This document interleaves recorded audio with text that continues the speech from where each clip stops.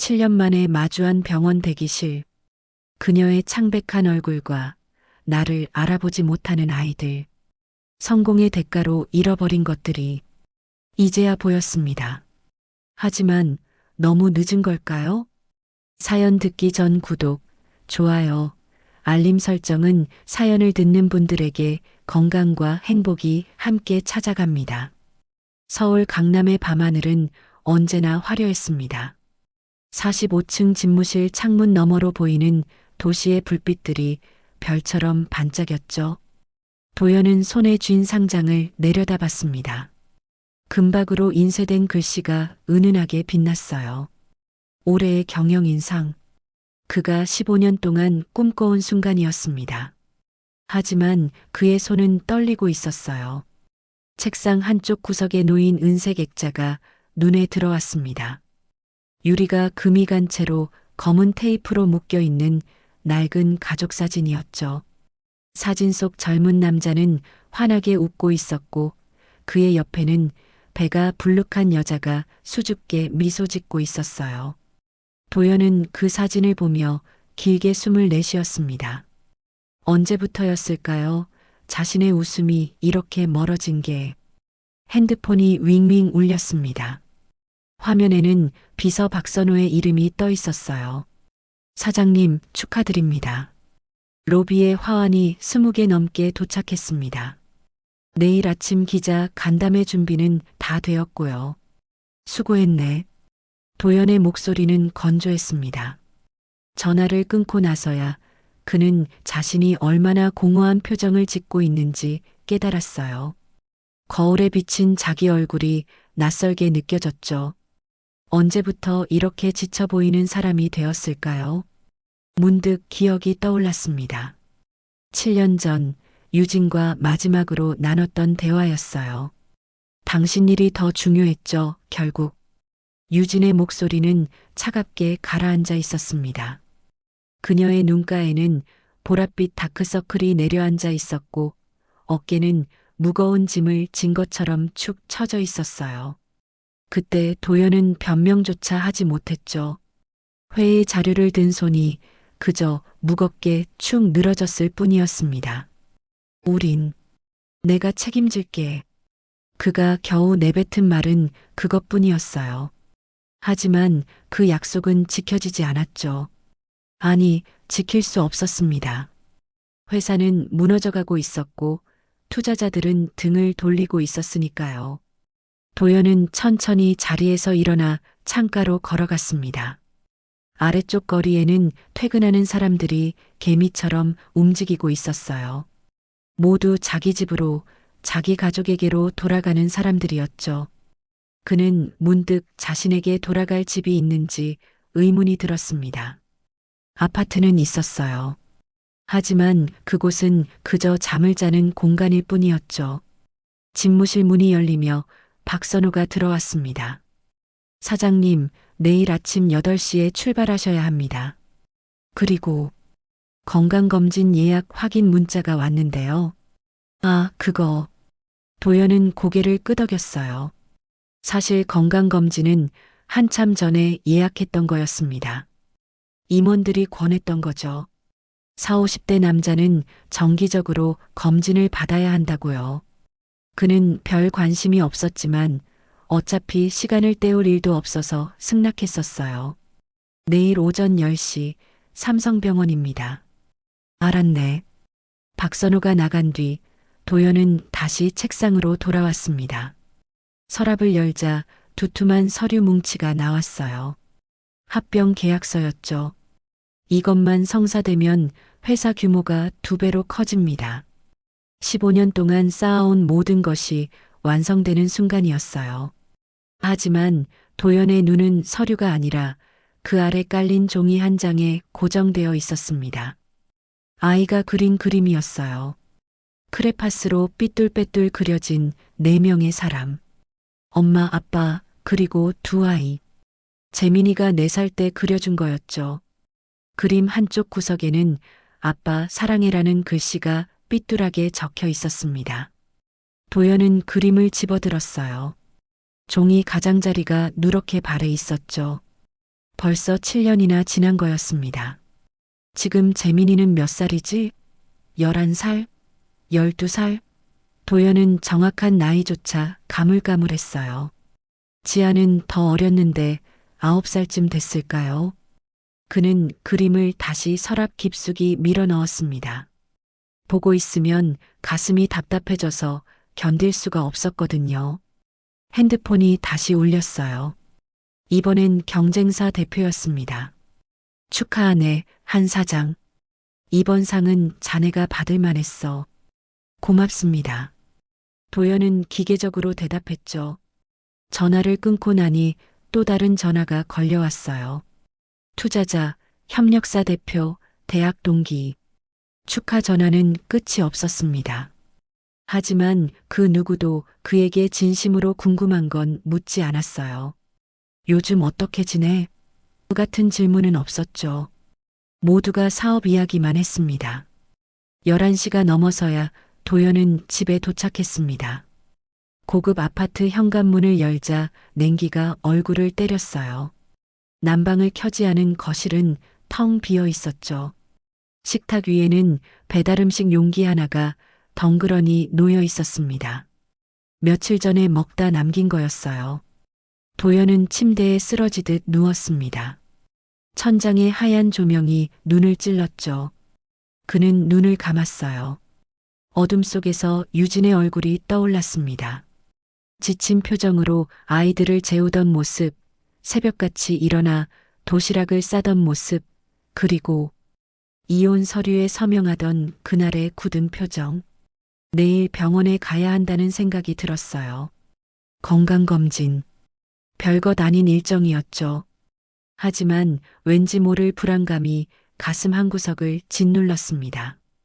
도연은 그 느낌을 애써 외면한 채 잠에 빠져들었어요. 그는 몰랐습니다. 내일 아침 병원 대기실에서 자신의 인생이 완전히 뒤바뀔 거라는 거요.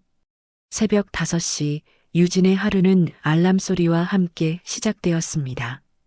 손을 뻗어 핸드폰을 찾는 동작조차 무의식적이었어요. 눈을 뜨기도 전에 이불을 걷어차고 일어났죠. 작은 원룸 부엌에서 물소리가 졸졸 흘러나왔습니다. 세수를 하는 동안 거울 속 자신의 얼굴이 눈에 들어왔어요. 42이라는 나이가 무색하게 눈가에는 주름이 깊게 패여 있었죠. 괜찮아. 오늘도 할 수 있어. 유진은 작게 중얼거렸습니다. 스스로에게 주문을 거는 거였어요. 매일 아침 되뇌는 말이었죠. 옷을 갈아입고 가게로 향했습니다. 지하철역까지 걸어가는 10분 동안 차가운 새벽 공기가 뺨을 스쳤어요. 12월 중순의 바람은 칼날처럼 날카로웠죠. 유진은 목도리를 더 깊숙이 감았습니다. 6시 30분 가게 셔터를 올렸어요. 유진인의 분식이라는 간판이 희미한 가로등 불빛 아래 드러났죠. 작은 가게였습니다. 테이블이 5개뿐이었어요. 하지만 이곳이 유진과 아이들의 전부였습니다. 주방으로 들어가자 익숙한 냄새가 코끝을 자극했어요. 오래된 기름 냄새, 김치 냄새. 유진은 재빠르게 앞치마를 두르고 일을 시작했습니다. 가장 먼저 한 일은 쌀을 씻는 거였어요. 오늘 김밥을 몇 줄이나 말아야 할까 계산하면서 손을 움직였죠. 칼질 소리가 주방에 울려 퍼졌습니다. 무, 당근, 우엉을 손질하는 소리였어요. 유진의 손놀림은 빨랐죠. 7년 동안 매일 같은 일을 반복하다 보니 이제는 눈을 감고도 할 수 있을 것 같았습니다. 7시가 되자 첫 손님이 들어왔어요.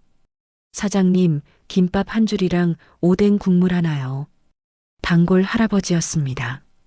70이 넘은 분이었는데 매일 아침 산책 후 들르시는 분이었죠.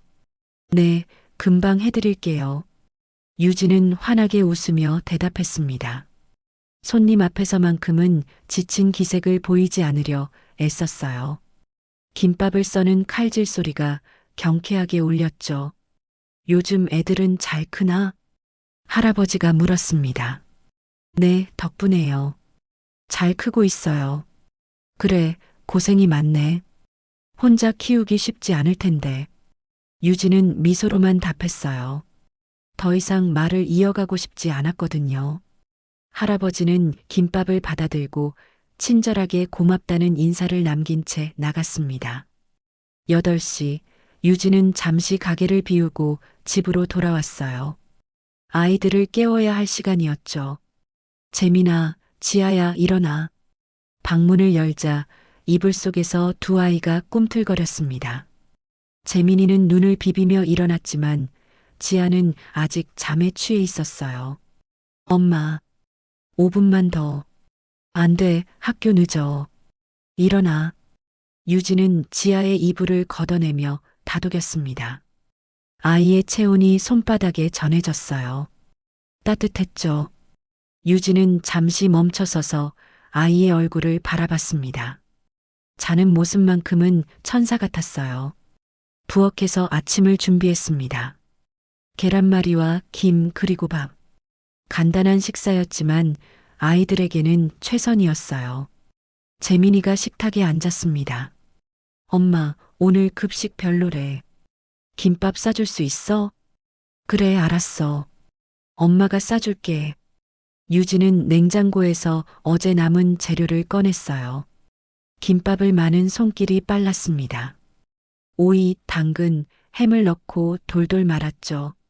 비닐로 싸서 재민이 가방에 넣어 주었습니다. 맛있게 먹어. 응, 고마워 엄마. 재민이가 환하게 웃었어요. 그 미소를 보는 순간 유진은 모든 피로가 녹아내리는 것 같았습니다. 지아의 머리를 묶어주는 동안 아이가 물었어요. 엄마, 우리 아빠는 언제 와? 유진의 손이 잠깐 멈췄습니다. 심장이 철렁 내려앉는 것 같았어요. 아빠는 바쁘셔서 못 와. 친구들은 다 아빠 있는데. 지아야, 우린 엄마랑 오빠랑 셋이서 행복하잖아. 유진은 애써 밝은 목소리로 말했습니다.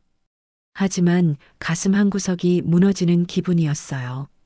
아이들에게 아빠 없는 삶을 설명하는 게 언제나 가장 힘든 순간이었죠. 아이들을 학교에 보낸 뒤 다시 가게로 돌아왔습니다. 9시가 되자 손님들이 하나둘 들어오기 시작했어요. 점심시간까지 쉴 틈이 없었죠. 떡볶이 2인분이요. 김밥 참치로 3줄이요. 라면 곱빼기 하나요. 주문이 끊임없이 들어왔습니다. 유진은 숨 돌릴 틈 없이 움직였어요. 땀이 이마에 맺혔죠. 가스레인지 앞에서 떡볶이를 끓이는 동안 열기가 얼굴을 덮쳤습니다. 12시 30분 점심 피크타임이 지나갔어요. 유진은 잠깐 의자에 앉았습니다. 다리가 후들거렸죠. 핸드폰을 꺼내 시간을 확인했어요. 오늘 매출을 계산해 봤습니다. 13만 원. 나쁘지 않았어요. 하지만 이 돈으로 월세, 관리비, 아이들 학원비를 내고 나면 남는 게 거의 없었죠. 책상 서랍을 열자 고지서들이 쌓여 있었습니다. 전기세, 수도세, 재민이 학원비, 지아 미술학원비.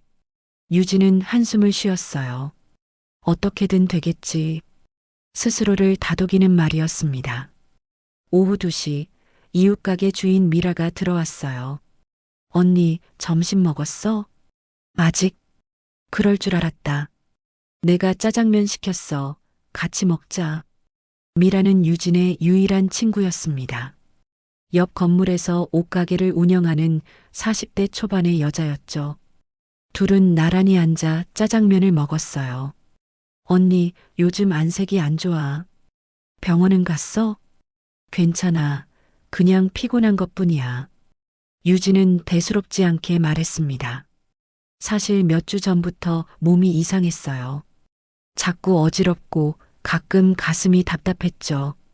하지만 병원 갈 시간도 돈도 없었습니다.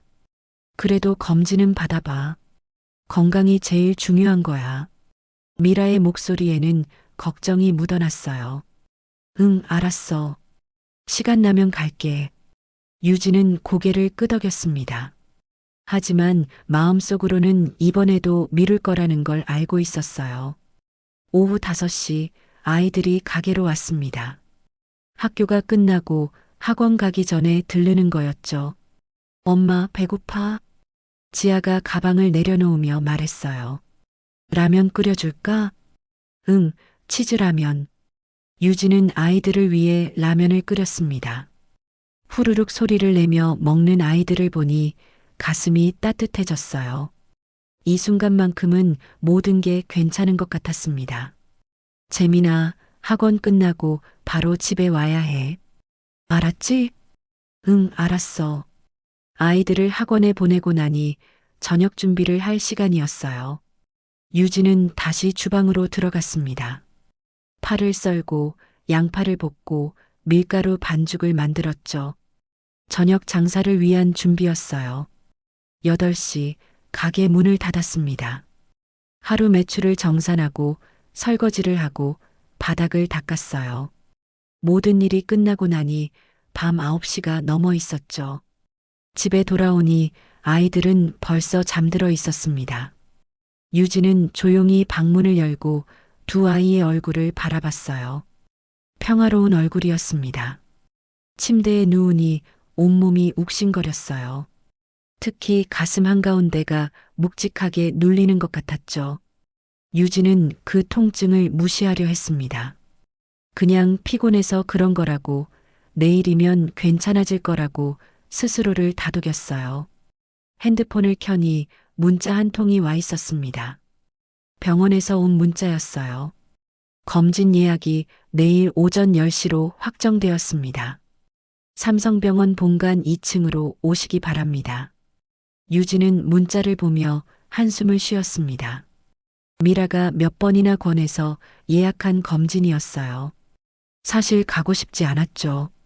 무섭기도 했고 시간도 아까웠습니다. 하지만 미라가 워낙 성화를 부려서 어쩔 수 없이 예약했던 거였어요. 하루쯤이야 가게 문 닫아도 되겠지. 유진은 그렇게 생각하며 눈을 감았습니다. 내일은 또 어떤 하루가 될까요? 그저 평범한 하루이길 바랄 뿐이었어요. 유진은 몰랐습니다. 내일 병원에서 자신의 인생을 완전히 바꿔놓을 사람을 다시 만나게 될 거라는 거요. 삼성병원 본관 2층 대기실은 사람들로 붐볐습니다. 도연은 플라스틱 의자에 앉아 손목시계를 내려다봤어요. 9시 50분. 예약 시간보다 10분 일찍 도착한 거였죠. 그는 주변을 둘러봤습니다.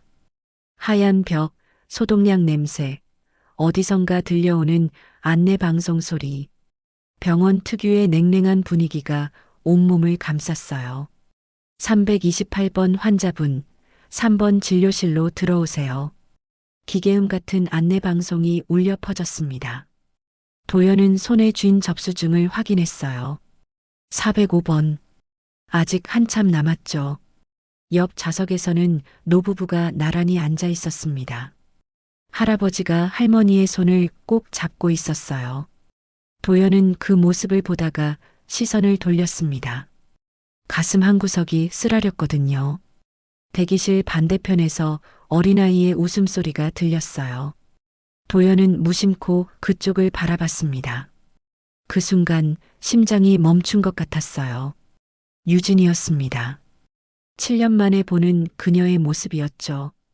옅은 회색 패딩 점퍼를 입고 머리는 단정하게 한 갈래로 묶여 있었어요. 얼굴은 예전보다 훨씬 여위어 보였습니다. 광대뼈가 더 도드라져 보였고 입술은 바짝 말라 있었어요.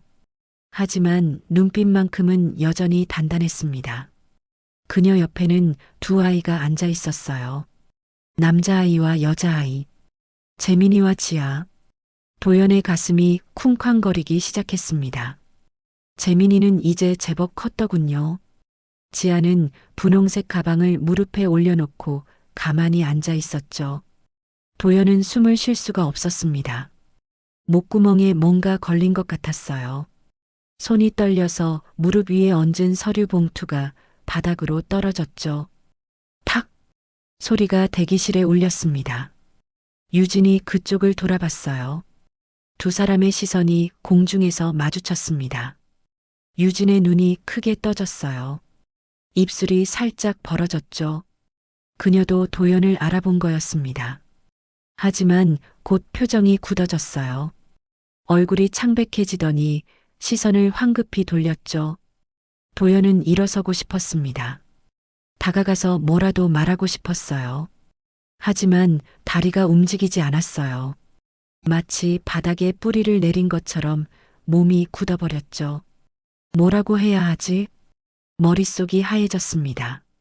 수천 가지 말들이 떠올랐다가 사라졌어요. 미안하다는 말, 보고 싶었다는 말, 아이들 잘 크고 있냐는 말. 하지만 어떤 말도 입 밖으로 나오지 않았습니다. 재민이가 엄마 옆에서 뭔가를 속삭였어요. 유진은 고개를 끄덕이며 아이의 머리를 쓰다듬었습니다. 그 모습을 보는 도연의 눈가가 뜨거워졌어요. 내가 해줬어야 할 일인데 가슴이 무너져 내리는 것 같았습니다. 갑자기 지아가 자리에서 일어났어요. 아이는 대기실 한쪽에 놓인 장난감 상자 쪽으로 걸어갔습니다. 유진이 뒤따라갔죠. 두 사람은 도연이 앉은 자리에서 불과 5미터쯤 떨어진 곳에 있었어요. 도연은 천천히 일어섰습니다. 다리가 후들거렸지만 억지로 힘을 주었어요. 한 발 한 발 유진 쪽으로 걸어갔죠. 유진아. 목소리가 갈라졌습니다. 유진이 몸을 돌렸어요. 그녀의 눈빛은 차가웠습니다. 오랜만이야. 도연이 겨우 말을 이었어요. 손이 떨려서 주머니에 넣었습니다. 네. 유진의 대답은 짧았어요. 더 이상 말을 잇지 않았죠. 그녀는 지아의 손을 잡고 다시 자리로 돌아가려 했습니다. 아이들은 잘 지내지? 도연이 급하게 물었어요. 유진의 발걸음이 멈췄습니다. 그녀는 천천히 고개를 돌렸어요. 잘 지내요. 걱정 안 하셔도 돼요.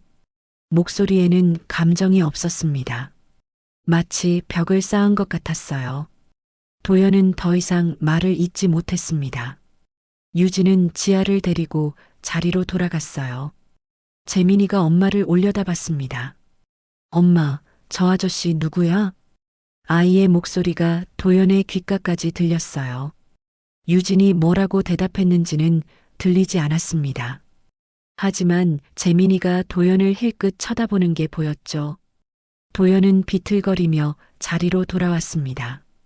앉자마자 온몸에서 힘이 빠졌어요. 손바닥에 땀이 맺혀 있었습니다. 재민이가 날 못 알아봤어. 그 사실이 칼날처럼 가슴을 찔렀습니다. 당연한 일이었어요.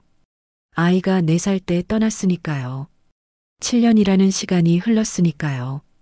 하지만 가슴은 그 당연함을 받아들이지 못했습니다. 405번 환자분, 5번 진료실로 들어오세요. 안내 방송이 울렸어요. 도연의 차례였습니다. 하지만 그는 자리에서 일어나지 못했어요. 유진을 보고 있었거든요. 유진은 아이들과 무언가 이야기를 나누고 있었습니다. 가끔 웃기도 했어요. 하지만 그 웃음 속에는 피로가 묻어 있었습니다. 유진의 어깨는 예전보다 훨씬 좁아 보였어요. 마치 무거운 짐을 혼자 짊어진 사람 같았죠. 405번 환자분, 5번 진료실로 들어오세요. 방송이 다시 울렸습니다. 도연은 마지못해 자리에서 일어났어요. 진료실로 걸어가는 동안 몇 번이나 뒤를 돌아봤습니다. 유진은 여전히 아이들 옆에 앉아 있었어요. 진료실 문을 열고 들어갔습니다. 의사는 50대쯤 되어 보이는 남자였어요. 건강검진으로 오셨죠? 여기 앉으세요. 도연은 기계적으로 의자에 앉았습니다. 의사가 뭐라고 설명하는 것 같았지만 귀에 들어오지 않았어요. 머릿속은 온통 유진 생각뿐이었습니다. 혈압이 좀 높으시네요. 요즘 스트레스 많이 받으세요? 아, 네, 좀 그렇습니다. 도연은 대충 대답했어요. 혈압 측정, 심전도 검사, 혈액 채취, 모든 게 기계적으로 진행되었습니다. 검사가 끝나고 다시 대기실로 나왔어요. 도연은 재빨리 주변을 둘러봤습니다. 유진이 없었어요. 아이들도 보이지 않았습니다. 아까 앉아있던 자리는 텅 비어 있었죠. 도연은 대기실을 두리번거렸어요. 복도, 화장실 쪽, 접수 창구까지 시선을 돌렸습니다. 사라졌어요. 도연은 그 자리에 멍하니 서 있었습니다. 가슴이 텅 빈 것 같았어요. 방금 전까지 손에 잡힐 듯 가까이 있던 사람들이 다시 먼 곳으로 가버린 기분이었죠. 복도 끝에서 유진의 뒷모습이 보였습니다. 아이들의 손을 잡고 엘리베이터 쪽으로 걸어가고 있었어요. 도연은 무의식적으로 발걸음을 옮겼습니다. 하지만 멈췄어요. 지금 쫓아간다고 뭐가 달라지지? 아무것도 달라지지 않을 거였어요. 유진은 여전히 자신을 멀리할 것이고 아이들은 여전히 자신을 모를 거였습니다. 도연은 그 자리에 우두커니 서서 유진의 뒷모습이 사라지는 걸 지켜봤어요. 엘리베이터 문이 닫혔습니다. 도연은 천천히 창가로 걸어갔어요. 3층 높이의 창문 너머로 병원 앞 광장이 보였습니다. 잠시 후 유진과 아이들이 밖으로 나오는 게 보였어요. 지아가 엄마 손을 잡고 깡충깡충 뛰고 있었습니다. 재민이는 가방을 메고 묵묵히 걸었죠. 도연은 유리창에 이마를 기댔습니다. 차가운 유리의 감촉이 피부에 전해졌어요. 다시 만날 수 있을까? 그 생각이 머릿속을 맴돌았습니다. 아니, 다시 만나야 했어요. 이대로 보낼 수는 없었습니다. 7년 동안 외면했던 것들을 이제는 마주해야 했어요. 도연은 주머니에서 핸드폰을 꺼냈습니다. 떨리는 손으로 비서 박선호에게 전화를 걸었어요. 박 실장, 지금 당장 알아봐야 할 게 있어. 목소리에는 절박함이 묻어났습니다. 네, 사장님. 무엇을 도와드릴까요? 유진이. 내 전처 말이야. 지금 어디서 뭐라고 사는지 알아봐줘. 전화기 너머로 잠깐의 침묵이 흘렀어요. 알겠습니다, 사장님. 바로 알아보겠습니다. 전화를 끊고 나니 다리에 힘이 풀렸습니다. 도연은 가까운 의자에 주저앉았어요. 두 손으로 얼굴을 감쌌습니다. 이제 시작이야. 늦었지만 이제라도 시작해야 해. 마음속으로 다짐했습니다. 하지만 가슴 한편에는 두려움도 자리 잡고 있었어요. 유진이 자신을 받아들일까? 아이들은 너무 늦은 건 아닐까? 창밖으로 유진과 아이들의 모습이 점점 작아지고 있었습니다. 도연은 그들이 완전히 시야에서 사라질 때까지 지켜봤어요. 그리고 알았습니다. 자신의 인생이 오늘 이 순간부터 완전히 달라질 거라는 걸. 유진은 2층 검진센터 접수대 앞에 서 있었습니다. 예약 확인 부탁드립니다. 이름은 강유진이요. 접수 직원이 컴퓨터를 두드렸어요. 키보드 소리가 또각또각 울렸죠. 네, 확인되었습니다. 여기 번호표 받으시고 5층 종합검진실로 올라가세요. 체열부터 하시면 됩니다. 유진은 번호표를 받아들었습니다. 234번. 손에 쥔 종이가 묘하게 무겁게 느껴졌어요. 엄마, 우리 언제까지 기다려야 해? 재민이가 물었습니다. 금방 끝날 거야. 조금만 참아. 유진은 아이의 머리를 쓰다듬었습니다. 사실 금방 끝날지 확신이 없었어요. 종합검진이라는 게 시간이 꽤 걸린다고 들었거든요. 엘리베이터를 타고 5층으로 올라갔습니다. 문이 열리자 더 넓은 대기실이 나타났어요. 사람들이 가운을 입고 여기저기 앉아 있었습니다. 강유진님, 1번 체열실로 들어오세요. 간호사가 이름을 불렀어요. 유진은 아이들에게 여기서 기다리라고 말하고 안으로 들어갔습니다. 체열실은 작았어요. 의자 하나와 작은 책상, 그리고 각종 의료기구들이 놓여 있었죠. 팔 올려주세요. 간호사가 말했습니다. 유진은 소매를 걷어 올렸어요. 고무줄로 팔을 꽉 묶는 느낌이 불편했습니다. 바늘이 피부를 찌르는 순간 따끔한 통증이 왔어요. 혈관이 잘 안 보이네요. 좀만 참으세요. 간호사가 다시 바늘을 조정했습니다. 유진은 고개를 돌렸어요. 자신의 피가 시험관에 차오르는 모습을 보고 싶지 않았거든요. 다음은 소변 검사하시고 그 다음에 엑스레이 찍으시면 됩니다. 간호사가 검사 순서를 설명해 줬어요. 유진은 고개를 끄덕이며 밖으로 나왔습니다. 1시간이 지났습니다. 체열, 소변 검사, 엑스레이, 심전도, 초음파. 검사는 끝없이 이어졌어요. 유진은 검사실에서 검사실로 옮겨 다니며 지쳐갔습니다. 엄마, 배고파? 지아가 볼멘 소리를 했어요. 조금만 더 기다려. 엄마 검사 다 끝나면 맛있는 거 사줄게. 유진은 미안한 마음에 아이를 꼭 안아줬습니다. 마지막 검사가 끝나고 유진은 다시 대기실로 돌아왔어요. 결과를 기다리는 시간이었죠. 30분쯤 지났을까요? 강유진님, 3번 상담실로 들어오세요. 유진은 천천히 일어섰습니다. 가슴이 두근거렸어요. 왠지 모를 불안감이 밀려왔죠. 재민아, 동생 잘 지키고 있어. 엄마 금방 올게. 응. 상담실 문을 열고 들어갔습니다. 안에는 50대 정도 되어 보이는 여의사가 앉아 있었어요. 흰 가운을 입고 안경을 쓴 모습이었죠. 앉으세요. 의사의 목소리는 차분했습니다. 하지만 표정은 무거웠어요. 유진은 그 표정을 보는 순간 심장이 철렁 내려앉는 걸 느꼈습니다. 검사 결과를 보니까요. 좀 걱정되는 부분이 있습니다. 의사가 모니터를 가리켰어요. 화면에는 뭔가 흰 점들이 찍혀 있는 이미지가 보였습니다. 여기, 이 부분 보이시죠? 폐의 음영이 보입니다. 유진은 화면을 멍하니 바라봤어요. 무슨 말인지 정확히 이해가 되지 않았습니다. 음영이요? 네. 단순히 염증일 수도 있지만 정밀 검사가 필요한 상태입니다. CT를 찍어봐야 정확히 알 수 있어요.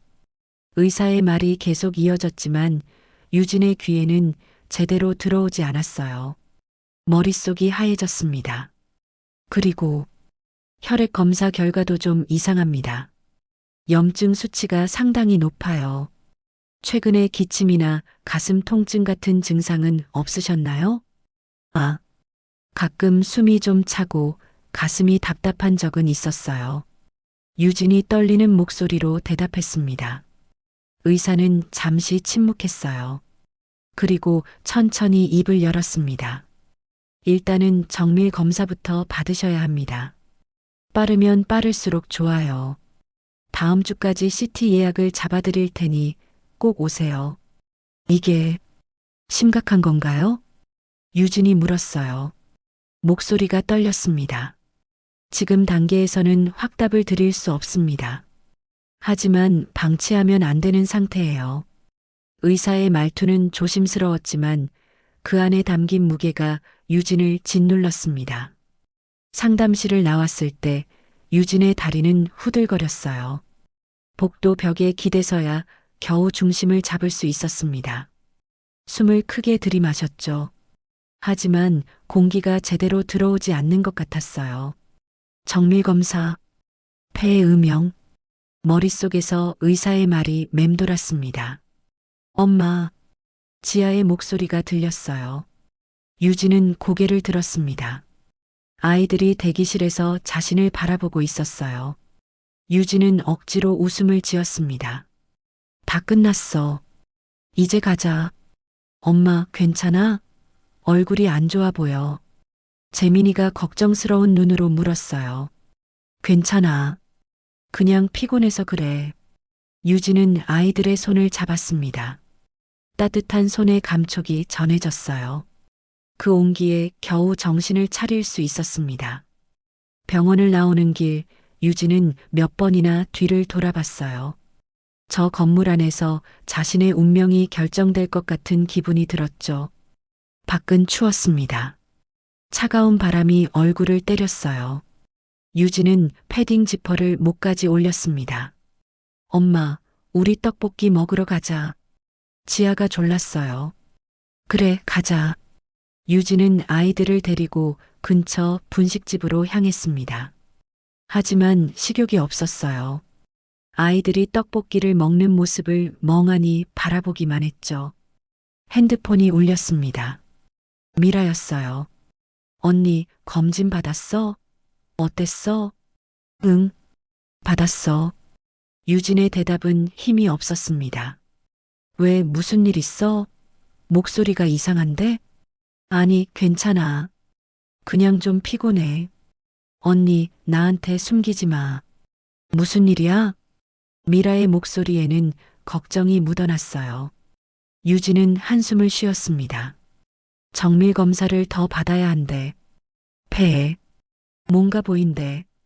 전화기 너머로 미라의 숨소리가 멈췄어요. 언니, 그게 무슨, 아직 확실한 건 아니야. 검사를 더 해봐야 한대. 언니, 너무 걱정하지 마. 괜찮을 거야.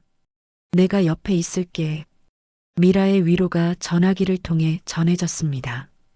유진은 눈시울이 뜨거워지는 걸 느꼈어요. 고마워. 전화를 끊고 나니 눈물이 흘러내렸습니다. 유진은 서둘러 눈물을 닦았어요. 아이들이 볼까봐 화장실로 갔습니다. 거울 속 자신의 모습이 낯설었어요. 창백한 얼굴, 움푹 들어간 눈. 언제부터 이렇게 지쳐 보이는 사람이 되었을까요? 아이들은 어떡하지? 그 생각이 가장 먼저 들었습니다. 만약 정말로 심각한 거라면? 만약 치료가 오래 걸린다면? 아이들은 누가 돌보지? 유진은 세면대에 손을 짚고 깊게 숨을 들이마셨어요. 진정해야 했습니다. 아직 확실한 건 아니니까요. 화장실에서 나와 아이들에게 돌아갔습니다. 재민이와 지아는 여전히 떡볶이를 먹고 있었어요. 엄마 안 먹어? 엄마는 배불러. 너희들이 많이 먹어. 유진은 웃으며 말했습니다. 하지만 그 웃음 뒤에는 무거운 그림자가 드리워져 있었어요. 집으로 돌아오는 길, 유진은 하늘을 올려다봤습니다. 회색빛 구름이 잔뜩 끼어 있었어요. 곧 비가 올 것 같았죠. 견뎌야 해. 아이들을 위해서라도. 유진은 다짐했습니다. 어떤 결과가 나오든 포기할 수는 없었어요. 아이들이 있으니까요. 그날 밤 유진은 침대에 누워 천장을 바라봤습니다. 잠이 오지 않았어요. 머릿속에서는 온갖 생각이 뒤엉켰죠. 정밀 검사 비용은 얼마나 들까? 만약 치료를 받아야 한다면 가게는 어떻게 하지? 현실적인 걱정들이 밀려왔습니다. 그리고 문득 병원 대기실에서 마주쳤던 도연의 얼굴이 떠올랐어요. 7년 만에 본 그 사람. 여전히 잘생긴 얼굴이었지만 뭔가 달라져 있었죠. 눈빛이 예전과 달랐어요. 유진은 고개를 저었습니다. 지금 그 사람을 생각할 때가 아니었어요. 핸드폰을 들어 검색을 시작했습니다. 폐음형, 정밀검사, 폐질환. 검색 결과가 쏟아졌어요. 유진은 하나하나 읽어내려갔습니다. 읽으면 읽을수록 불안감이 커졌어요. 하지만 멈출 수가 없었습니다. 새벽 2시가 넘어서야 유진은 핸드폰을 내려놓았어요. 눈은 감았지만 잠은 오지 않았습니다. 내일 또 가게 문을 열어야 했어요. 아이들을 학교에 보내야 했고 밥을 해야 했죠. 일상은 계속되어야 했습니다. 하지만 유진은 알고 있었어요. 이제 모든 게 달라질 거라는 걸. 그리고 그 변화가 두렵다는 걸. 도연은 집무실 소파에 앉아 오래된 사진첩을 펼쳐놓고 있었습니다. 먼지가 소복이 쌓인 가죽 표지를 닦아내자 낡은 종이 냄새가 코끝을 스쳤어요. 첫 장을 넘기는 순간 가슴이 먹먹해졌습니다. 거기에는 25살의 자신이 있었어요. 대학 졸업식 날이었죠. 유진이 그의 팔에 매달려 환하게 웃고 있었습니다. 두 사람 모두 너무나 젊고 행복해 보였어요. 우리 꼭 성공할 거야. 그때 가서 크게 한턱 낼게. 사진 속 자신이 했던 말이 떠올랐습니다. 유진은 그때 뭐라고 대답했었죠? 성공보다 우리가 함께 있는 게 더 중요해. 그거 잊지 마. 그녀의 목소리가 귓가에 생생하게 들리는 것 같았어요. 도연은 사진을 쓰다듬었습니다. 종이가 낡아서 가장자리가 조금 찢어졌죠. 다음 장을 넘겼어요. 결혼식 사진이 나왔습니다. 작은 예식장에서 올린 소박한 결혼식이었죠. 하객도 많지 않았어요. 양쪽 부모님과 친구 몇 명뿐이었습니다. 오빠, 우리 행복하게 살자. 당연하지. 내가 잘 살게 해줄게. 도연은 눈을 감았어요. 그때는 정말 그럴 줄 알았습니다. 자신이 유진을 행복하게 해줄 수 있을 거라고 믿었죠. 사진을 더 넘겼습니다. 유진이 배가 불러있는 사진이 나왔어요. 임신 7개월쯤 됐을 때였습니다. 그녀는 배를 쓰다듬으며 카메라를 향해 미소 짓고 있었어요. 여보, 우리 아기가 막발로 찼어. 만져봐. 유진이 도연의 손을 잡아 배에 갖다 댔던 기억이 떠올랐습니다. 아기의 발길질이 손바닥에 전해졌었죠. 그 순간의 감동을 도연은 평생 잊을 수 없었어요. 아들일까 딸일까? 누가 되든 상관없어. 건강하게만 나와줘. 하지만 그 행복은 오래가지 못했습니다. 재민이가 태어나고 석 달쯤 지났을 때였어요. 도연이 창업한 회사가 위기를 맞았습니다. 투자자들이 손을 뗐고 거래처들이 계약을 취소했죠. 여보, 오늘 집에 일찍 들어올 수 있어? 재민이가 계속 울어서 힘들어. 유진의 전화가 왔을 때 도연은 투자 설명회 자료를 준비하고 있었어요. 미안해, 오늘은 안 될 것 같아. 중요한 미팅이 있거든. 당신, 요즘 너무 늦게 들어와. 아기 얼굴도 제대로 못 보잖아. 알아. 조금만 참아줘. 회사 궤도에 오르면 시간 많이 낼게. 하지만 그 약속은 지켜지지 않았습니다. 회사는 계속 위태로웠고 도연은 더 많은 시간을 일에 쏟아부었어요. 집에 들어가는 시간은 점점 늦어졌죠. 새벽 2시, 3시에 들어가는 날이 많았습니다. 유진은 혼자서 아기를 돌봤어요. 밤새 울어대는 재민이를 안고 잠 못 이루는 밤을 보냈죠. 도연이 집에 들어왔을 때쯤이면 유진은 소파에서 지친 채 잠들어 있었습니다. 미안해. 도연은 매번 그렇게 중얼거렸어요. 하지만 행동은 바뀌지 않았습니다. 사진을 또 넘겼습니다. 재민이가 돌잔치를 한 사진이었어요. 아기는 한복을 입고 방긋 웃고 있었습니다. 하지만 유진의 얼굴에는 피로가 역력했어요. 눈 밑에 짙은 다크서클이 자리 잡고 있었죠. 여보, 오늘만큼은 일찍 와줄 거지? 당연하지. 우리 아들돌인데. 하지만 도연은 그날도 늦게 도착했습니다. 돌잔치가 거의 끝날 무렵이었어요. 손님들은 대부분 떠났고 유진은 혼자 정리를 하고 있었죠. 미안해, 투자자 미팅이 길어져서. 유진은 아무 말도 하지 않았습니다. 그저 묵묵히 상을 치우고 있었어요. 그날 밤 두 사람 사이에는 무거운 침묵만 흘렀습니다. 세월이 흘러 지아가 태어났습니다. 하지만 상황은 나아지지 않았어요. 오히려 더 악화되었죠. 여보, 우리 이제 어떡해? 돈이 정말 없어. 유진이 통장을 내밀었을 때 잔액은 10만 원이 채 되지 않았습니다. 조금만 기다려. 이번 달에 투자금이 들어와. 당신 매번 그 말만 해. 지난달에도 지지난달에도. 유진의 목소리가 처음으로 높아졌어요. 그녀는 울고 있었습니다. 분유값도 없어? 기저귀도 떨어졌어. 나 혼자 애들 어떻게 키워? 내가 해결할게. 걱정하지 마. 걱정하지 말라고? 당신은 집에도 안 들어오잖아. 그날 밤의 다툼이 생생하게 떠올랐습니다. 도연은 사진첩을 덮었어요. 더 이상 볼 수가 없었습니다. 창밖을 바라봤어요. 도시의 불빛들이 반짝이고 있었습니다. 저 아래 어딘가에 유진과 아이들이 살고 있겠죠. 핸드폰이 울렸습니다. 박선호였어요. 사장님, 말씀하신 정보 알아봤습니다. 말해봐. 강유진 씨는 현재 마포구에서 작은 분식집을 운영하고 있습니다. 가게 이름은 유진이네 분식이고요. 두 자녀와 함께 근처 원룸에 거주 중입니다. 도연의 손이 떨렸어요. 원룸? 네, 보증금 1,000만 원에 월세 50만 원짜리 작은 집입니다. 가슴이 찢어지는 것 같았습니다.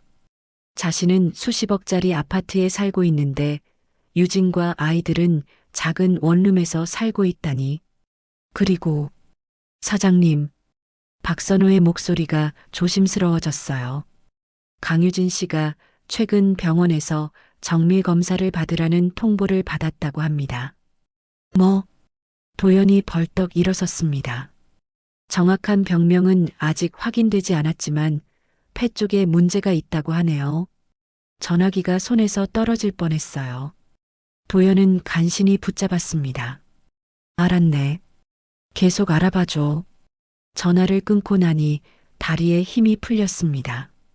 도연은 소파에 주저앉았어요. 유진이? 믿을 수가 없었습니다. 아니, 믿고 싶지 않았어요. 머릿속이 복잡해졌습니다. 과거의 기억들이 파도처럼 밀려왔어요. 이혼하던 날이 떠올랐습니다. 7년 전 차가운 사무실에서 유진과 마주 앉았던 그날. 이제 끝이야, 도연 씨. 유진의 목소리는 차갑게 가라앉아 있었어요. 유진아, 다시 생각해봐. 내가 잘못했어. 앞으로는 잘할게. 당신 말은 이제 믿을 수 없어요. 네 번째예요. 그 말하는 게. 애들 생각 좀 해봐. 재민이랑 지아는 아빠가 필요해. 애들한테 필요한 건 있지도 않은 아빠가 아니에요. 차라리 확실하게 없는 게 나아요. 유진은 서류에 서명했습니다.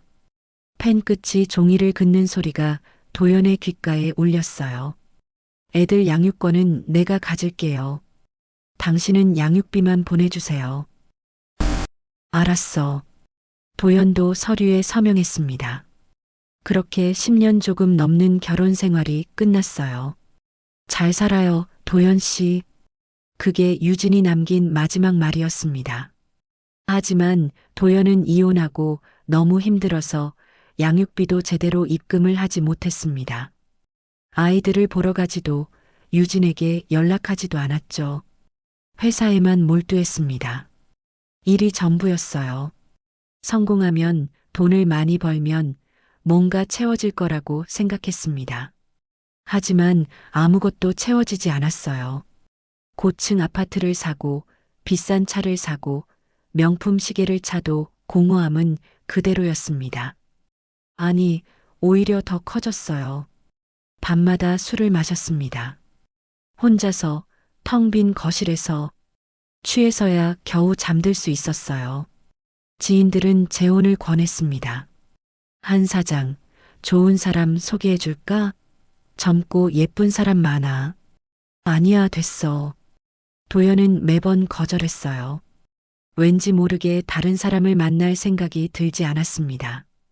오늘 병원에서 유진을 다시 봤을 때 도연은 깨달았어요. 자신이 평생 그리워한 건 바로 그 사람이었다는 걸. 그리고 너무 늦었다는 걸. 도연은 사진첩을 다시 폈습니다. 유진이 웃고 있는 사진을 오래 바라봤어요. 미안해. 정말 미안해. 중얼거리는 목소리가 떨렸습니다. 핸드폰을 들어 메시지를 작성했어요. 유진의 번호는 아직도 저장되어 있었습니다. 단 한 번도 지우지 못했던 번호였죠. 유진아, 나야. 오늘 병원에서 만나서 놀랐어. 애들은 잘 크고 있지? 한번 만나서 이야기할 수 있을까? 손가락이 문자 전송 버튼 위에서 멈췄어요. 한참을 고민하다가 결국 지워버렸습니다. 이런 걸로는 안 돼. 메시지로 해결될 일이 아니었어요. 직접 만나야 했습니다. 얼굴을 보고 진심을 전해야 했어요. 도연은 자리에서 일어났습니다. 결심이 섰어요. 내일 당장 유진의 가게로 가기로 했습니다. 아이들도 보고 유진과도 제대로 이야기를 나눠야 했어요. 7년 동안 하지 못했던 사과를 이제는 해야 했습니다. 창밖에 밤하늘을 올려다봤어요. 별 하나 보이지 않는 캄캄한 하늘이었습니다. 도연은 알고 있었어요. 이제부터가 진짜 시작이라는 걸. 그리고 그 길이 얼마나 험난할지도 알고 있었습니다. 하지만 더 이상 도망칠 수는 없었어요. 자신이 저지른 잘못을 이제는 바로 잡아야 했습니다. 도연은 마포구 골목 입구에 서 있었습니다. 낡은 간판들이 줄지어 서 있는 작은 상가 거리였어요. 유진인의 분식이라는 간판이 눈에 들어왔습니다. 파란색 글씨가 조금 발에 있었지만 깨끗하게 관리된 가게였어요. 도연은 한참 동안 그 자리에 서 있었습니다. 발이 떨어지지 않았어요. 들어가서 뭐라고 말해야 할지 막막했죠. 그냥 들어가자. 일단 얼굴이라도 보고. 용기를 내서 가게 문을 열었습니다. 딸랑하고 문에 달린 종이 울렸어요. 유진이 주방에서 고개를 들었습니다. 두 사람의 시선이 마주쳤어요. 유진의 표정이 순간 굳어졌습니다. 어서 오세요. 기계적으로 인사가 나왔지만 목소리에는 당황스러움이 묻어났어요. 유진아, 잠깐 시간 좀 있을까? 도연이 조심스럽게 물었습니다. 유진은 주방 안쪽을 돌아봤어요. 다행히 다른 손님은 없었습니다. 무슨 일이세요? 그냥 이야기 좀 하고 싶어서. 유진은 잠시 망설였습니다. 앞치마를 벗을까 말까 고민하는 듯 했어요. 결국 한숨을 쉬며 테이블을 가리켰습니다. 앉으세요. 도연은 구석 자리에 앉았어요. 유진은 맞은편에 앉았습니다. 두 사람 사이에 어색한 침묵이 흘렀어요. 애들은 잘 지내? 도연이 먼저 입을 열었습니다. 네, 잘 지내요. 재민이는 이제 많이 컸더라고. 학교는 잘 다니고? 네, 6학년이에요. 지아는 4학년이요. 대화가 끊겼습니다.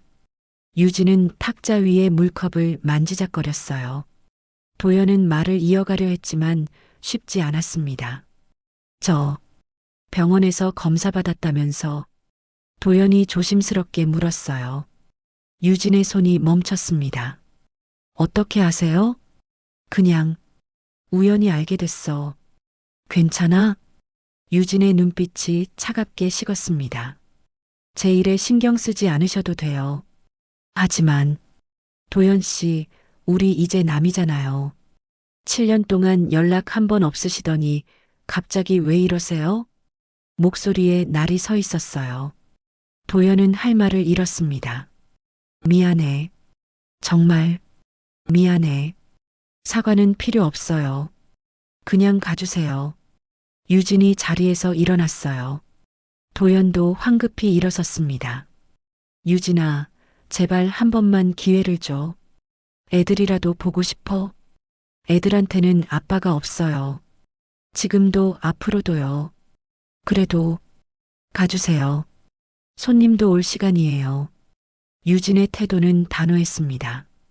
도연은 더 이상 말할 수가 없었어요. 무거운 발걸음으로 가게를 나왔습니다. 밖으로 나오자 찬 바람이 얼굴을 때렸어요. 도연은 뒤를 돌아봤습니다. 유진은 주방에서 다시 일을 하고 있었어요. 외로워 보이는 뒷모습이었습니다.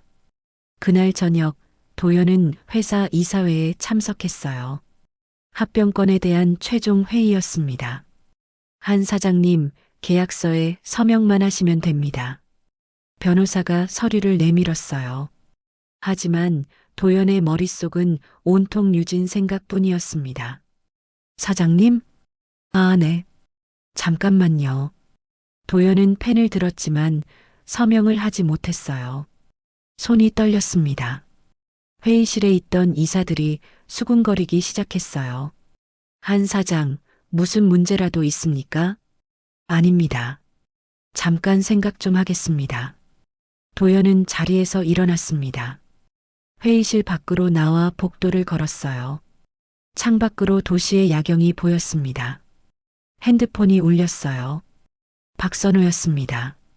사장님, 한도훈 상무가 움직이고 있습니다. 뭐? 사장님 개인사를 문제 삼아서 경영권에 흠집을 내려는 것 같습니다. 한도훈, 도연의 이복 동생이자 회사의 이사였어요. 줄곧 경영권을 노려왔던 사람이었죠. 알았네. 내가 처리할게.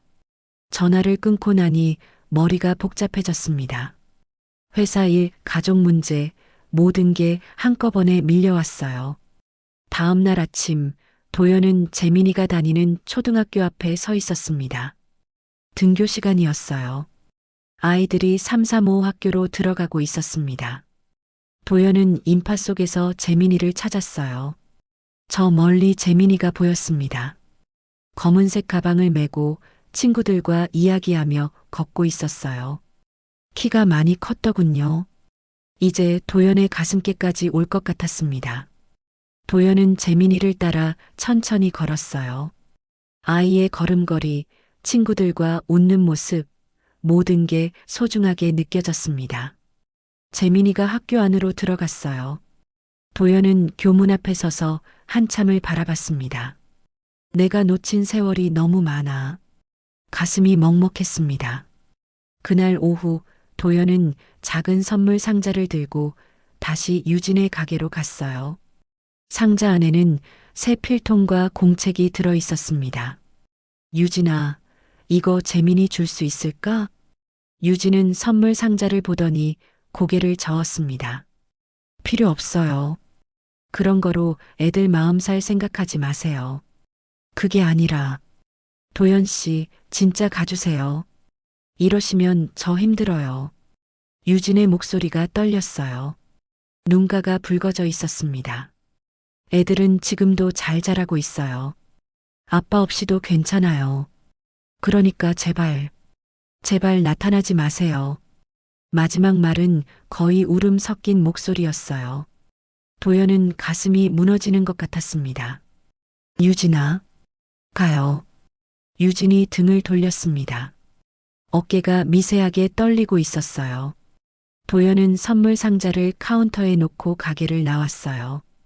몇 걸음 걷다가 뒤를 돌아봤습니다. 유진은 주방 구석에서 고개를 숙이고 있었어요. 울고 있는 것 같았습니다. 그날 밤 도연은 술을 마셨어요. 혼자 집에서 소파에 앉아서 병이 하나, 둘 비워졌습니다. 어떻게 해야 하지? 답이 없었어요. 유진은 자신을 거부했고 아이들은 자신을 몰랐습니다. 7년이라는 시간은 너무 길었어요. 핸드폰이 울렸습니다. 모르는 번호였어요. 여보세요? 도연 씨죠? 저 미라예요. 유진이 친구. 낯선 여자의 목소리였습니다. 네, 그런데요? 유진이 얘기 들었어요. 제발 좀 그만 괴롭히세요. 괴롭힌 게 아니라 유진이 지금 힘든 거 모르세요? 건강도 안 좋은데 옛날 사람까지 나타나서 힘들게 하면 어떡해요? 미라의 목소리는 날카로웠어요. 저 그냥 아이들이라도 보고 싶어서. 그럼 7년 전엔 왜 안 보고 싶으셨어요? 애들이 아빠 찾을 때는 어디 계셨어요?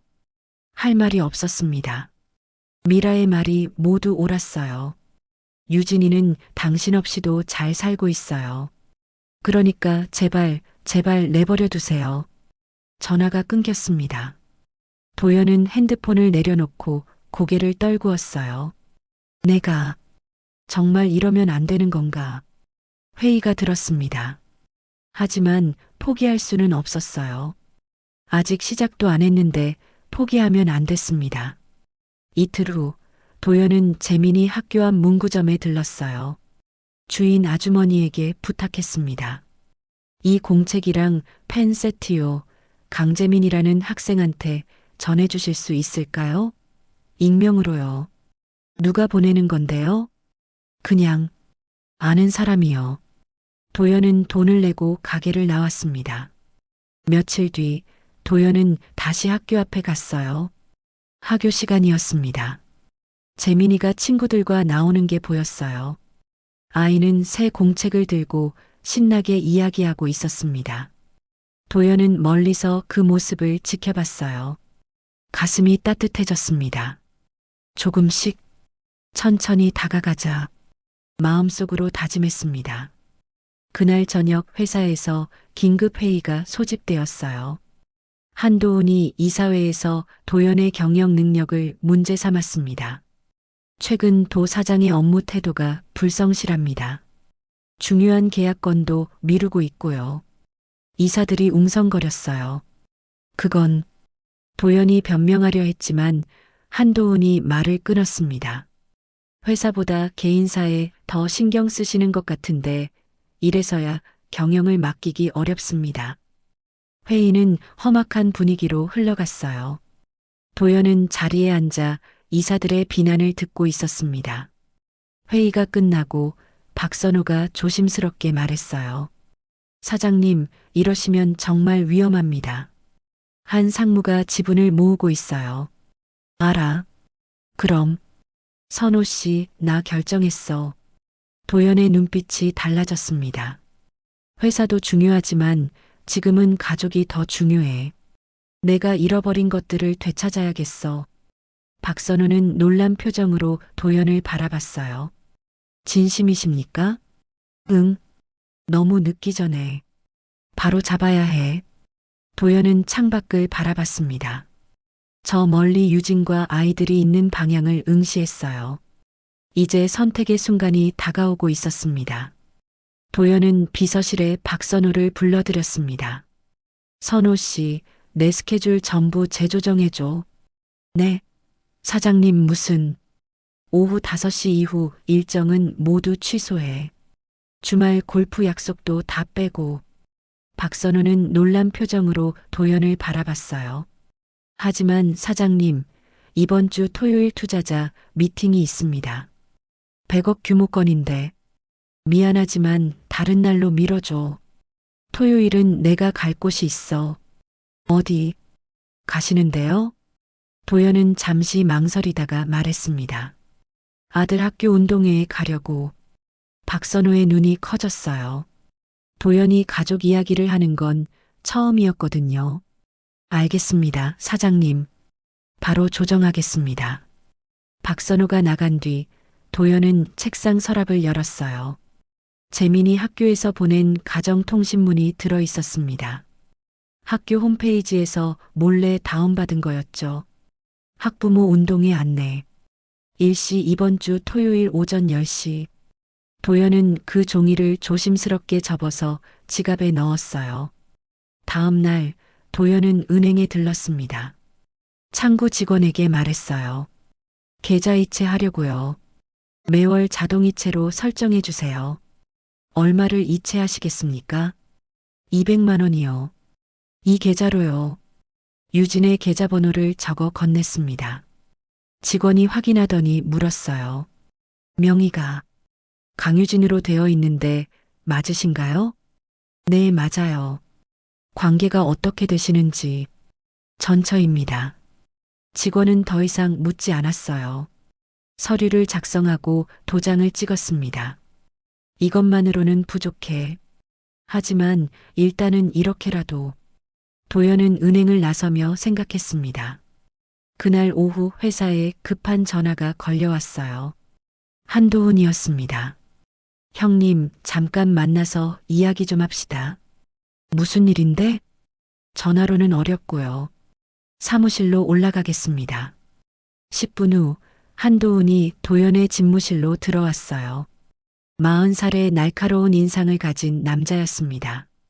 형님, 솔직히 말씀드리죠. 요즘 회사 경영이 엉망입니다. 무슨 소리야? 중요한 미팅도 빠지시고 결제도 늦어지고 있어요. 이사들이 다 불만이에요. 도연은 팔짱을 꼈습니다. 내가 알아서 할 일이야. 형님이 개인적으로 뭔가 문제가 있으신 건 알겠어요. 하지만 회사는 별게 아닙니까? 도훈아, 차라리 경영권 일부를 저한테 넘기시죠. 형님은 좀 쉬시고. 한도훈의 속내가 드러났어요. 도연은 차갑게 웃었습니다. 그게 내 목적이었구나. 형님, 오해하지 마세요. 회사를 위한. 나가봐. 더 이상 듣고 싶지 않아. 한도훈은 표정을 굳히고 자리에서 일어났어요.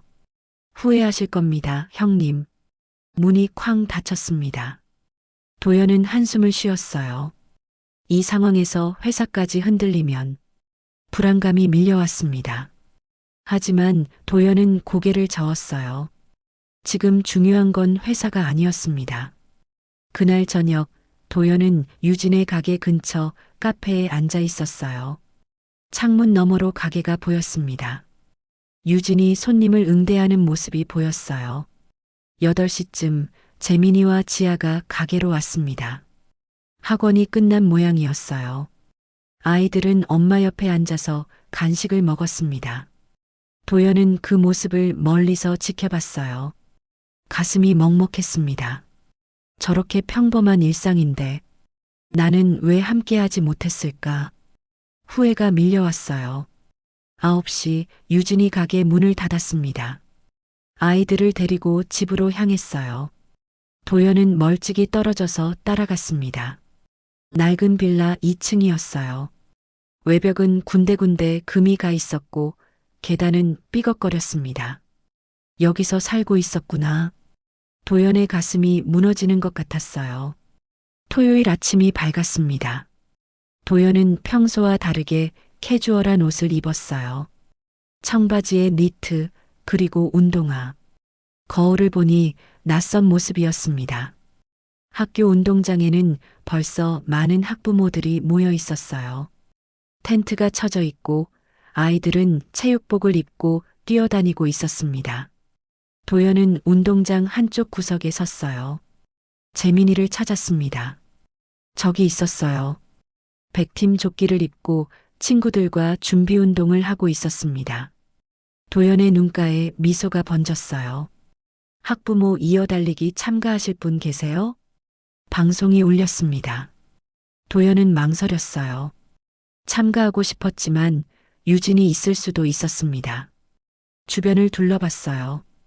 유진은 보이지 않았습니다. 아마 가게 때문에 오지 못한 것 같았어요. 저요. 도연이 손을 들었습니다. 담당 선생님이 고개를 끄덕였어요. 6학년 학부모시죠? 성함이? 한재민의 아빠 한도윤입니다. 아, 재민이 아버님이시군요. 명단에 없으신데. 뭐, 괜찮습니다. 여기 조끼 입으세요. 도연은 빨간 조끼를 받아 입었어요. 출발선에 섰습니다. 재민이가 관중석에서 이쪽을 보고 있었어요. 표정이 이상했습니다. 당황한 것 같았어요. 경기가 시작되었습니다. 도연은 있는 힘껏 뛰었어요. 심장이 터질 것 같았지만 멈출 수 없었습니다. 1등으로 결승선을 통과했어요. 6학년 빨강팀 우승. 환호성이 터졌습니다. 도연은 숨을 헐떡이며 재민이를 찾았어요. 재민이는 친구들 사이에서 어색한 표정으로 서 있었습니다. 경기가 끝나고 도연은 재민이에게 다가갔어요. 재민아. 아이가 뒤로 물러섰습니다. 누구세요? 나, 아빠야. 재민이의 눈이 흔들렸어요. 아빠? 응. 오랜만이지? 많이 컸네. 도연이 손을 내밀었습니다. 하지만 재민이는 손을 잡지 않았어요. 엄마는 알아요? 아니, 아직은. 그럼 가세요. 엄마가 싫어해요. 재민이가 등을 돌렸습니다. 도연은 그 자리에 멍하니 서 있었어요. 거부당했어. 아들에게 거부당한 거였습니다. 가슴이 찢어지는 것 같았어요. 그날 오후 도연의 핸드폰이 울렸습니다. 유진이었어요. 도연 씨, 오늘 학교에 갔다고요? 목소리가 떨리고 있었습니다. 응, 미안해. 그냥 재민이 모습이 보고 싶어서. 제가 뭐라고 했어요? 나타나지 말라고 했잖아요. 유진아, 나도 아빠야. 아이들 볼 권리가 있어. 권리? 7년 동안 어디 계셨는데 지금 와서 권리를 주장하세요? 유진의 목소리가 높아졌어요. 재민이가 엄마한테 물어봤어요. 아빠가 왜 왔냐고. 저 뭐라고 대답해야 해요? 그냥 사실대로 말해줘. 아빠가 잘못해서 떨어져 있었다고. 하지만 이제는 달라지고 싶다고. 말이 그렇게 쉬워요? 애들 마음이 얼마나 복잡한지 알아요? 알아. 미안해. 사과는 이제 지겹다고요. 전화가 끊겼습니다. 도연은 핸드폰을 꽉 쥐었어요. 다음 날 병원에서 연락이 왔습니다. 유진의 정밀 검사 결과가 나왔다는 거였어요. 도연은 박선호에게 알아보게 했습니다. 사장님, 안 좋은 소식입니다. 박선호의 목소리가 무거웠어요. 말해봐. 폐암입니다.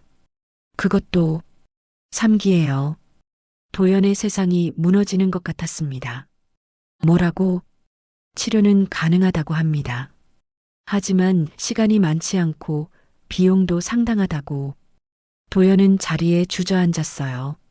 손이 떨렸습니다. 얼마나? 시간이 남았는데?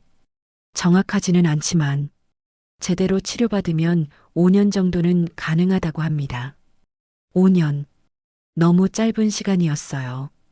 도연은 즉시 결정을 내렸습니다. 선호 씨, 내 개인 재산 중에서 10억 원을 당장 유동화해줘.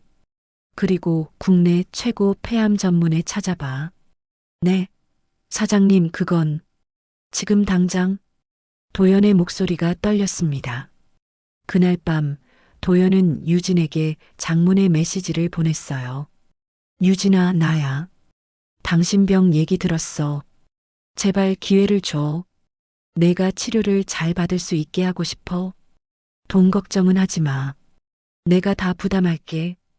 애들 생각해서라도 제발 받아줘.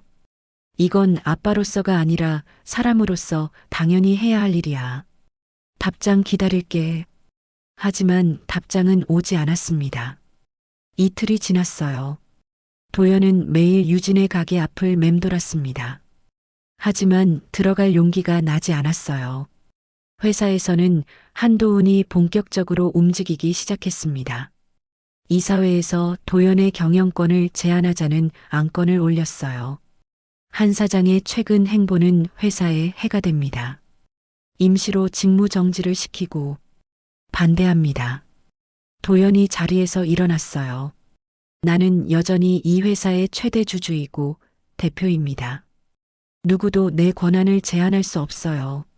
하지만 만약 내가 회사에 해가 된다고 생각하면 정식으로 주주총회를 열어서 해임하세요. 그 전까지는 내가 이 회사를 운영합니다. 도연의 눈빛이 날카로웠어요. 한도훈은 입을 다물었습니다. 회의가 끝나고 도연은 창밖을 바라봤어요. 회사를 지키면서 가족도 되찾을 수 있을까? 두 가지를 동시에 하기는 어려웠습니다. 하지만 포기할 수는 없었어요. 그날 저녁 드디어 유진에게서 답장이 왔습니다. 도와주시겠다니 고맙습니다. 하지만 저 혼자 해결할 수 있어요. 신경 쓰지 마세요. 짧은 거절이었습니다. 도연은 고개를 떨어뜨렸어요. 하지만 포기하지 않기로 마음먹었습니다. 끝까지 해볼 거야. 유진이가 받아들이든 말든 내가 할 수 있는 걸 다 할 거야. 다음 날부터 도연은 본격적으로 움직이기 시작했습니다. 도연은 병원 복도를 천천히 걸었습니다. 손에는 입원 서류와 치료 계획서가 들려 있었어요. 국내 최고의 폐암 전문의를 찾아내는데 사흘이 걸렸습니다. 치료비는 이미 병원 계좌로 입금했어요. 환자 본인이 동의해야 치료가 시작됩니다. 의사의 말이 머릿속을 맴돌았습니다. 문제는 유진을 설득하는 거였어요. 도연은 유진의 가게 앞에 섰습니다. 심호흡을 한 번 하고 문을 열었어요. 어서. 유진의 말이 멈췄습니다. 도연을 보는 순간 표정이 굳어졌어요. 또 오셨어요? 유진아, 이것 좀 봐줘. 도연은 서류를 테이블에 올려놓았습니다. 이게 뭐예요? 치료 계획서야. 서울대병원 폐암센터 최고 전문의가 작성한 거야. 유진이 서류를 집어들었어요. 눈이 커졌습니다. 이건 왜 제 이름으로? 치료받아. 제발. 도연 씨, 저 분명히 거절했잖아요. 나도 알아. 하지만 포기할 수 없어. 도연의 목소리가 떨렸습니다. 애들은? 재민이랑 지아는 어떻게? 엄마 없으면 어떻게 살아? 유진의 손이 떨렸어요. 서류가 바닥에 떨어졌습니다. 그러니까 치료받아야지. 아이들 위해서라도. 치료비가 얼마나 드는데요? 저 그런 돈 없어요. 내가 낸다니까. 왜요? 왜 당신이 그래야 하는데요? 유진의 눈에서 눈물이 흘러내렸어요. 우리 남이잖아요. 7년 동안 남이었잖아요. 그래도 재민이랑 지아 엄마잖아. 한때는 내가 사랑했던 사람이고. 도연도 눈시울이 붉어졌습니다. 미안해. 정말 미안해. 7년 전에 내가 잘못했어. 당신 혼자 두고 일만 했던 거, 아이들 외면했던 거, 다 내 잘못이야. 이제 와서 그런 말 해봤자. 알아. 너무 늦었어. 하지만 이제라도 바로잡고 싶어. 아빠로서 남편으로서 못했던 것들을 지금이라도 하고 싶어. 침묵이 흘렀습니다. 유진은 고개를 떨구고 있었어요. 생각해 볼게요. 작은 목소리였습니다. 정말? 시간 좀 주세요. 애들하고도 상의해야 하고. 도연은 고개를 끄덕였어요. 고마워. 진심으로. 그날 저녁 긴급 이사회가 소집되었습니다. 한도훈이 폭탄 발언을 했어요. 형님, 저희가 의결했습니다. 경영권 이양을 요청합니다. 회의실이 술렁였습니다. 뭐? 도연이 자리에서 벌떡 일어났어요. 최근 3개월 동안 형님의 업무 태도는 CEO로서 자격이 없습니다. 중요한 계약건들을 놓쳤고 투자자들의 신뢰도 떨어졌어요. 그건 더 이상 참을 수 없습니다. 이사회 과반수가 동의했어요. 한도훈이 서류를 내밀었습니다. 이사들의 서명이 빼곡히 적혀 있었어요. 도연은 서류를 집어들었어요. 손이 떨렸습니다. 이 회사를 위해 15년을 바쳤는데 분노가 치밀어 올랐습니다. 하지만 동시에 허탈함도 밀려왔어요. 일주일 드리겠습니다. 그때까지 답을 주십시오. 한도훈이 자리에서 일어났어요. 다른 이사들도 하나둘 자리를 떴습니다. 회의실에 도연 혼자 남았습니다. 창밖을 바라봤어요. 석양이 지고 있었습니다. 핸드폰이 울렸어요. 재민이었습니다. 여보세요? 저예요. 재민이. 도연의 심장이 뛰었습니다. 재민아, 엄마가 아파요. 많이 아파요. 아이의 목소리가 떨리고 있었어요. 지금 어디 있어? 집이요. 엄마가 화장실에서 피를 토했어요. 알았어. 바로 갈게. 구급차 불러. 도연은 회의실을 뛰쳐나갔습니다. 차를 몰아 유진의 집으로 향했어요. 신호등이 모두 빨간불인 것 같았습니다. 도연은 경적을 울리며 달렸어요. 20분 만에 도착했습니다. 계단을 뛰어 올라갔어요. 문이 열려 있었습니다. 유진은 거실 소파에 누워 있었어요. 얼굴이 창백했고 입술은 파래져 있었습니다. 유진아. 도연이 다가가 유진을 안았습니다. 몸이 차갑게 식어 있었어요. 구급차는 금방 온대요. 재민이가 떨리는 목소리로 대답했습니다. 옆에서 지아가 엄마를 붙잡고 울고 있었어요. 엄마, 엄마 일어나. 괜찮아. 엄마 괜찮으실 거야. 도연이 지아를 안았습니다. 아이의 몸이 덜덜 떨렸어요. 곧 구급차가 도착했습니다. 유진을 들것에 실었어요. 보호자분이세요? 네, 제가 남편입니다. 도연은 주저없이 대답했습니다. 병원 응급실이었습니다. 의사들이 분주하게 움직였어요. 도연은 밖에서 기다렸습니다. 재민이와 지아를 양옆에 앉혀놓고요. 아저씨, 우리 엄마 괜찮죠? 지아가 물었습니다. 그럼, 당연히 괜찮아. 도연이 아이의 머리를 쓰다듬었어요. 아저씨가 우리 아빠예요? 재민이가 조심스럽게 물었습니다. 도연은 아이를 똑바로 바라봤어요. 응, 나 너희 아빠야. 오랫동안 못 봐서 미안해. 왜? 안 오셨어요? 아빠가 나쁜 사람이었어. 일만 하고 너희랑 엄마한테 소홀했지. 용서해 줄 수 있겠니? 재민이는 대답하지 않았어요. 하지만 고개를 돌리지도 않았습니다. 1시간이 지났습니다. 의사가 나왔어요. 환자 상태가 안정되었습니다. 다만 즉시 입원 치료가 필요합니다. 바로 입원시켜 주세요. 비용이 상당히. 돈 걱정은 하지 마세요. 전액 제가 부담하겠습니다. 의사가 고개를 끄덕였습니다. 유진은 병실로 옮겨졌어요. 아직 의식이 없었습니다. 도연은 침대 옆에 앉아 유진의 손을 잡았어요. 차가운 손이었습니다. 유진아, 이제 내가 지킬게. 너랑 아이들 다 지킬게. 중얼거리는 목소리가 떨렸습니다. 다음 날 아침 유진이 깨어났어요. 눈을 뜨자마자 주변을 둘러봤습니다. 여기가 병원이야. 어젯밤에 쓰러져서 도연이 말했습니다. 유진은 도연을 보더니 눈을 감았어요. 애들은요? 학교 갔어. 내가 아침 먹이고 보냈어. 고마워요.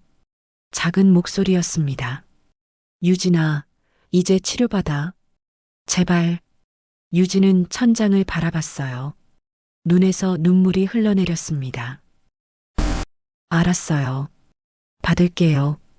진짜? 애들 봤어요. 어젯밤에 얼마나 무서워했는지. 이러면 안 되겠더라고요. 도연은 유진의 손을 꽉 잡았습니다. 고마워.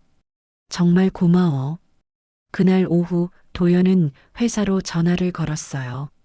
선호 씨, 이사회에 전해줘. 나 경영권 내려놓겠다고. 네. 사장님 무슨 대신 조건이 있어. 내 지분은 유지하되 실질 경영은 도훈이한테 맡기겠다고 해. 그리고 나는 비상임 이사로 남을 거야. 사장님, 정말 괜찮으십니까? 응. 이게 맞는 것 같아. 도연은 창밖을 바라봤어요. 병원 정원에서 아이들이 뛰어노는 게 보였습니다. 15년 동안 회사만 붙잡고 살았어. 그래서 뭐가 남았나 싶더라. 이제는 정말 중요한 걸 지키고 싶어. 알겠습니다, 사장님. 전화를 끊고 나니 마음이 편해졌어요. 일주일 후 유진은 본격적인 치료에 들어갔습니다. 항암 치료가 시작되었어요. 머리카락이 빠지고 몸무게가 줄었습니다. 하지만 유진은 견뎠어요. 도연은 매일 병원을 찾았습니다. 아침에는 죽을 끓여와서 먹였고 저녁에는 아이들을 데리고 왔어요. 아빠, 엄마 언제 퇴원해요? 지아가 물었습니다. 곧, 조금만 기다려. 도연은 아이를 안아 올렸어요. 지아는 아빠 품에 안겨 웃었습니다. 재민이는 여전히 도연에게 조심스러웠어요. 하지만 예전보다는 마음의 문을 조금씩 열고 있었습니다. 재민아, 이번 주말에 같이 영화 볼까? 글쎄요. 엄마도 퇴원하면 넷이서 가자. 어때? 재민이가 잠깐 생각하더니 고개를 끄덕였어요. 좋아요. 도연은 웃음이 나왔습니다. 한 달이 지났습니다. 유진의 상태가 호전되었어요. 의사는 긍정적인 소견을 보였습니다. 치료가 잘 되고 있습니다. 이대로만 가면 완치도 가능해요. 정말요? 유진의 얼굴에 생기가 돌았습니다. 네. 하지만 계속 관리는 필요합니다. 감사합니다, 선생님. 유진은 병실로 돌아와 창밖을 바라봤어요. 봄이 오고 있었습니다. 유진아. 도연이 들어왔어요. 손에 꽃다발을 들고 있었습니다. 뭐예요, 이건? 퇴원 축하. 아직 퇴원 안 했는데요. 곧 하잖아. 미리 축하하는 거지. 도연이 웃으며 꽃을 건넸습니다. 유진은 꽃을 받아들었어요. 향기를 맡았습니다. 고마워요. 정말 많이 고마워요. 나야말로 다시 기회를 줘서 기회라. 유진이 도연을 바라봤어요. 우리 앞으로 어떻게 될까요? 모르겠어. 하지만 천천히 가보자.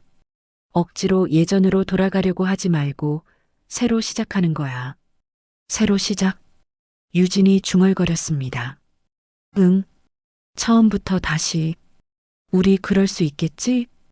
유진은 잠시 생각하더니 고개를 끄덕였어요. 해볼게요. 애들 위해서라도. 고마워. 도연이 유진의 손을 잡았습니다. 이번에는 유진이 손을 빼지 않았어요. 창밖으로 햇살이 쏟아져 들어왔습니다. 6개월 후, 유진은 완전히 회복했어요. 머리카락도 다시 자라나고 얼굴에 생기가 돌았습니다. 가게는 미라가 잠시 관리해주고 있었어요. 유진은 한동안 쉬기로 했습니다. 도연은 회사 경영에서 손을 뗐지만 여전히 주요 결정에는 참여했어요. 한도훈이 생각보다 잘 경영하고 있었습니다. 토요일 오후였습니다. 도현, 유진, 재민, 지아. 넷이서 한강공원에 나왔어요. 아빠, 저 자전거 탈래요. 지아가 손을 잡아당겼습니다. 그래, 타자. 도연이 웃으며 자전거 대여소로 향했어요. 재민이는 엄마 옆에서 걸었습니다. 엄마, 이제 괜찮은 거죠? 응. 엄마 이제 괜찮아. 다행이다. 재민이가 엄마 손을 꼭 잡았어요.